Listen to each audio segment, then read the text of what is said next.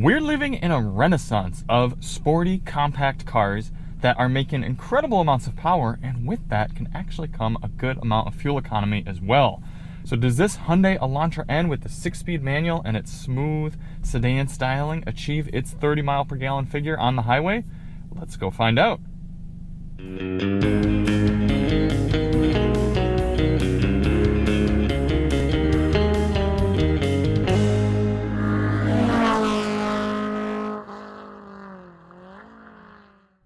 Hey everybody, it's Charlie from Daily Motor, and today we've got the real-world highway fuel economy test on the 2023 Hyundai Elantra N. In today's test, we're going to head out on the highway and do 50 miles out and 50 miles back, averaging 70 miles per hour to get a realistic fuel economy number for this very cool and very fun, sporty, compact sedan. Before we get started, let's hop out and take a look at it.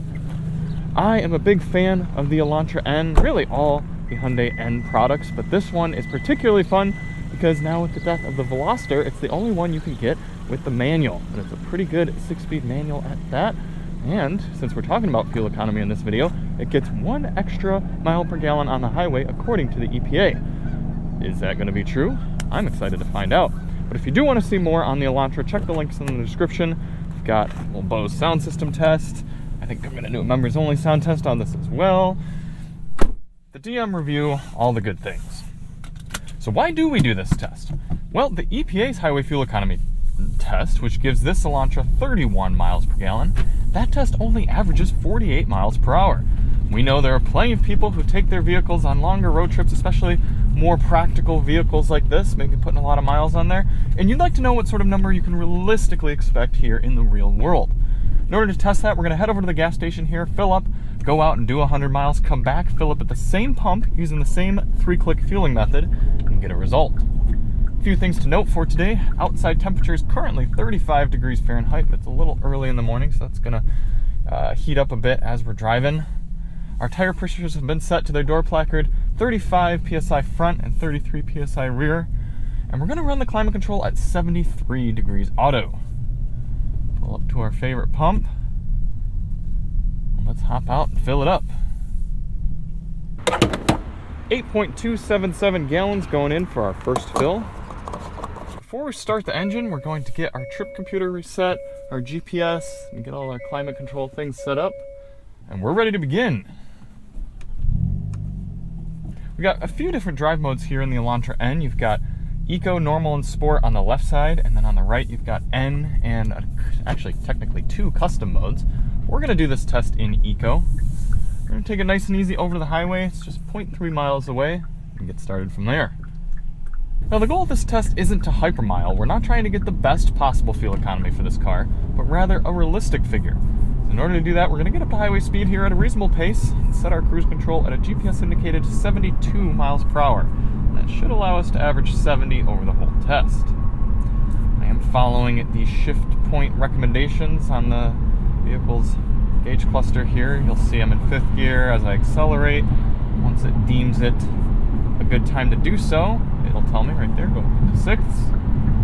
And I can bring the speedometer back up, digital speedometer, and I've got enough torque in this car that even in 6th gear, I can power right up to my proper speed with no difficulty.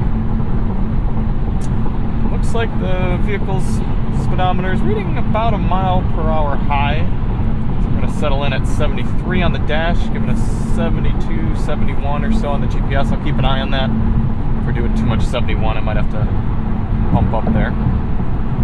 Initial highway impressions. This is a concrete highway. It's pretty loud, but even despite that, it seems a little bit louder than it would be in most cars in here. The ride is pretty decent, though. The N cars do a really good job about softening the ride in your normal modes, but then you put it in N mode and things really firm up. It was loud. Hopefully that doesn't form into a crack. Other than that, the seats seem pretty comfortable. I'm curious about how I'll be after an hour and a half in the saddle, and not only that, but after this test, I'm heading up and doing another few hours of highway driving, so I'm going to get quite a lot of time in here. I'll have a lot of highway impressions by the end of our DM review. But either way, I'm going to settle in here, listen to some music, and make some observations and catch up with you at the end. In the meantime, enjoy this time lapse of the entire trip.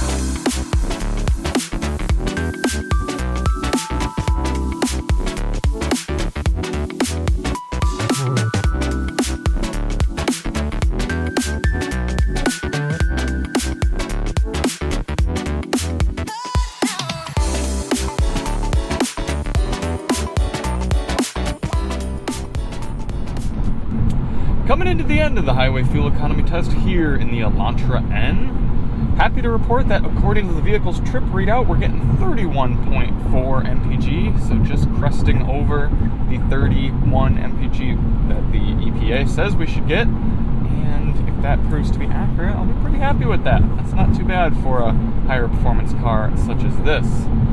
Other than that, I've been pretty comfortable in here for the trip. The active lane keeping is really impressive with this car. So it doesn't have adaptive cruise control, but it does have Hyundai's pretty darn good highway smart assist, smart pilot, whatever they call it. It does a really good job at just keeping you in the lane, and you can kind of just have your hand on the wheel and the car takes care of a lot of it for you. It's really an impressive system, and I'm glad they include it in this type of car. If you're someone who likes to fidget around a lot in the seats, you might feel a bit constrained given the bolstering. It's definitely intended more for higher performance driving, but I haven't been bad just sitting in the seats like this. I'm a little bit of a smaller framed individual, so that helps some as well.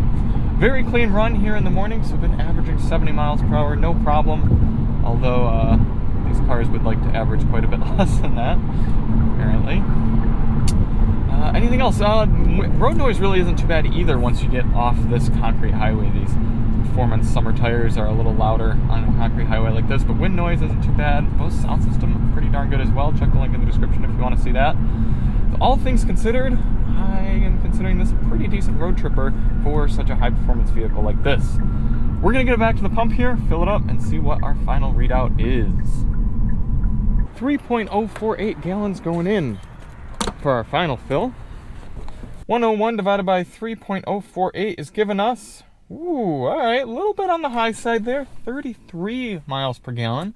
According to the calculation, that might have been a little bit high of a fill, but considering the 33 here and just above 31 on the dash, I'd say 32, especially considering it's a little cold here, is a very safe number for you cruising along on the highway here in the Elantra N. I always want to say Veloster N.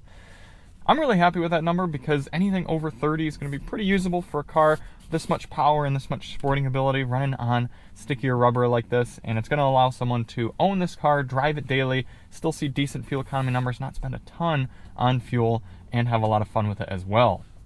Not the largest fuel tank in here, 12.4 gallons times 32 miles per gallon, giving you an effective highway cruising range of just a hair under 400 miles, 390 miles we're going to give there. Cruising at 70 here in the Elantra N 6MT. Thank you all so much for watching. If you do want to see more on the car, check the link in the description. There's a lot of things to love about it. And we'll see you on the next one. I'm Charlie from Daily Motor, and as always, drive on.